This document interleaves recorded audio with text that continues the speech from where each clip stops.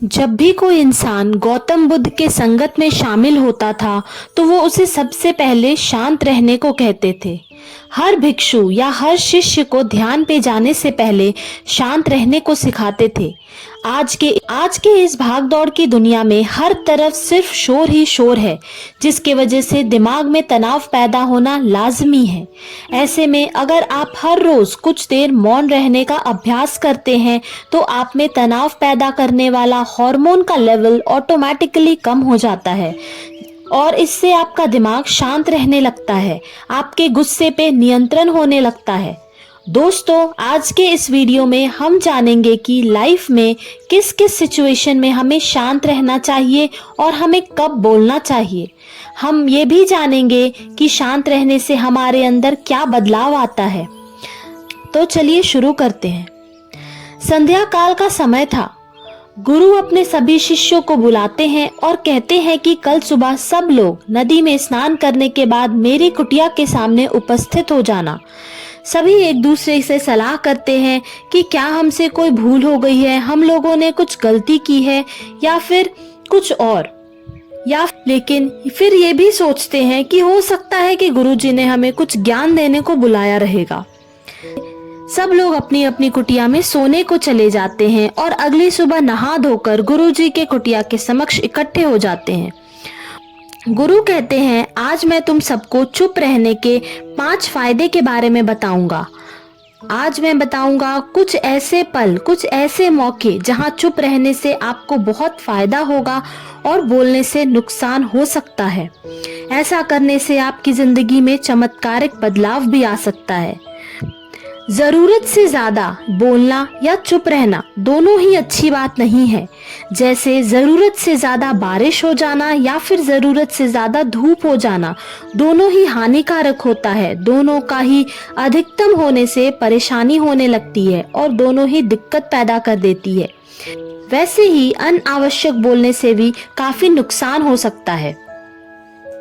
गुरु कहते हैं कि पहली चीज जहां हमें चुप रहना चाहिए वो ये है कि बिना तथ्य के ना बोलें। गुरु कहते हैं कि अगर आपको किसी बात का तथ्य नहीं है, आपको पता नहीं है, आपको उसकी पूरी जानकारी नहीं है, तो वहां चुप रहने में ही भलाई है। चुप रहने से हमारा दिमाग शांत रहता है और उसमें नई कोशिकाओं का निर्माण होता है और हमारे ज्ञान की वृद्धि होती है। बोलने में भलाई वही होती है जहां हर चीज के बारे में संपूर्ण ज्ञान हो। बिना तथ्य के या बेवजह बोलने से आपका मजाक बन सकता है। अगर आपके पास पर्याप्त जानकारी नहीं है और फिर भी आप बोलेंगे तो आपका मजाक तो बनेगा ही, साथ ही आप पर से लोगों का भरोसा भी उठ जाएगा। इसलिए ऐसी जगह पर शांत रहना ही चाहिए जहां आपको पता ही नहीं कि आपको बोलना क्या है। कई बार कुछ लोग ऐसे होते हैं जो बेवजह कुछ भी बड़बड़ा कर अपनी उपस्थिति बताते हैं। उन्हें ये पता नहीं होता कब क्या बोलना है, फिर भी जबरदस्ती बोले जाते हैं और वो जैसे ही उस जगह से हटते हैं सारे लोग उनका मजाक बनाना शुरू कर देते हैं। जब तक आपको उस तथ्य के बारे में पूरी तरह से ज्ञान नहीं है, उसके बारे में पता नहीं है, तो वहां चुप रहने में ही आपकी समझदारी कहलाएगी। गुरु ने बताया दूसरा ऐसा मौका जहां व्यक्ति को चुप रहना चाहिए वो है कि अपने शब्दों से दूसरों को ठेस ना पहुंचाएं। ऐसा कुछ भी ना बोलें जहां आपके शब्द दूसरों को दुख पहुंचा सके। अगर आपके शब्द, आपके वचन दूसरों को ठेस पहुंचा रहे हैं, दूसरों का दिल दुखा रहे हैं, तो आपको वहां चुप हो जाना चाहिए। कमजोर व्यक्ति के बारे में कुछ भी बोलकर आप महान नहीं बन सकते हो, बल्कि महान आप तब बनोगे जब आप उस कमजोर का साथ दोगे। कई बार ऐसा होता है कि अपने से छोटे को या फिर अपने से कमजोर व्यक्ति को लोग भला बुरा कहने लगते हैं। सामने वाला बेशक आपको पलटकर जवाब दे ना दे, पर आप उसकी नजर में जरूर गिर जाओगे। समय का खेल कोई नहीं जानता। हो सकता है कल वो इंसान आपसे पद में बड़ा हो जाए और आपने जो बर्ताव उसके साथ आज किया है वही कल लौटकर आपके पास आ जाए। आज आप जिसे अपने अपशब्दों से चोट पहुंचा रहे हो सकता है कल आपके साथ भी वही हो। आप किसी को नीचा दिखाकर बड़ा नहीं बन सकते हो। बड़ा बनना है तो अपने सोच से बनो। बड़ा बनना है तो अपने से छोटे लोगों की इज्जत करना सीखो और बड़े लोगों का सम्मान करो। लोगों को लगता है कि अगर वो अकड़ कर बोलेंगे तो सामने वाले को नीचा गिरा देंगे और वो बड़े बन जाएंगे, पर ऐसा सोचना उनकी सबसे बड़ी बेवकूफ़ी है। बड़े बनने की जगह आप उनकी नज़रों में गिरते चले जाएंगे। इसलिए हर जगह आदर सम्मान के साथ ही बोलना चाहिए, जिससे हमारा मान सम्मान और प्रतिष्ठा भी बढ़ता है। बेवजह बड़बड़ाने से कुछ भी नहीं होता। गुरु ने आगे बताया, तीसरी जगह जहां मनुष्य को शांत रहना चाहिए।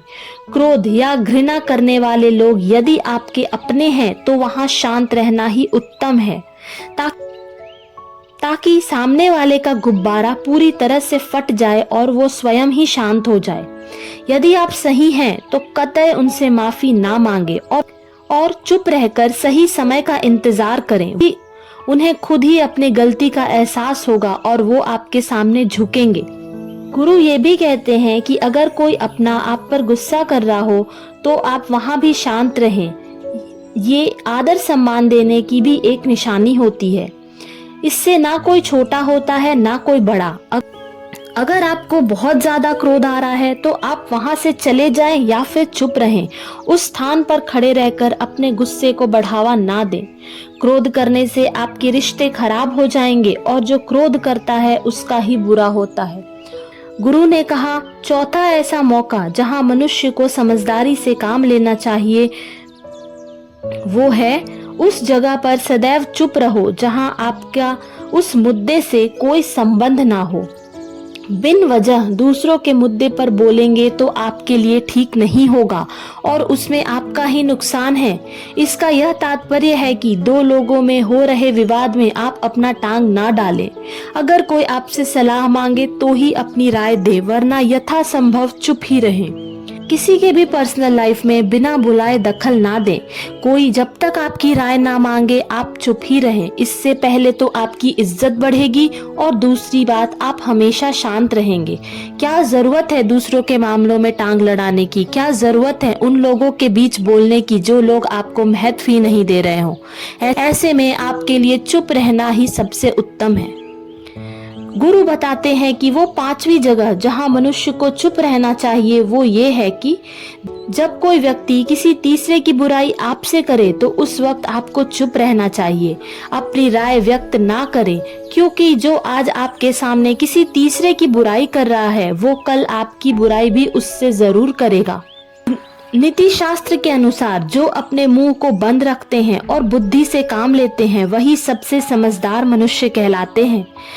बिना जरूरत के बोलना, किसी की चुगली करना, किसी को ताने मारना, किसी की बेवजह बुराई करना, ये सबसे बड़ा अधर्म माना गया है। इतना कहकर गुरु ने कहा, अगर ये 5 बातों को तुम अपनी जिंदगी में उतार लेते हो तो तुम्हारी सारी परेशानियां नष्ट हो जाएंगी और तुम्हारे जीवन में बहुत अच्छा बदलाव आएगा। सारे शिष्यों ने गुरु के इस बात को अमल किया।